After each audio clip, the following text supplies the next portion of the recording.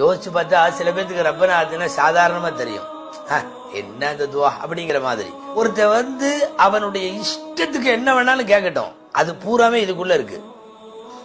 அவன்கிட்ட ஒரு பட்டியல் கேளுங்க, என்னென்ன உனக்கு வேணும்னு, அவன் இவ்வளவு பெரிய பட்டியல் சொல்லுவான், பூரா துன்யா சார்ந்த பட்டியல். இதெல்லாம் சேர்ந்து ஒரு வரியில ஃபித்துன்யா ஹஸனத்தன் வந்துருச்சு. மறுமையில நிறைய கேட்கலாம், கேள்வி கணக்கு லேசாகணும், வலது கையில பட்டோல கிடைக்கணும், சிராத்துல் முஸ்தகீம் பாலத்து கிடக்கணும், அந்த இடத்துல அமளி தும்மளி எல்லாம் இருக்கும், அதுல இருந்து பாதுகாப்பு வேணும், எல்லாரும் அச்சத்தோடு இருக்கிறப்ப நம்ம அச்சம் இல்லாம இருக்கணும், இவ்வளவு இருக்கு இல்லையா மறுமையில. இதெல்லாம் சேர்ந்து ஒத்த வார்த்தையில சொல்லிட்டான் அல்லாஹ், வஃபில் ஆகிரதி ஹஸனத்தன்.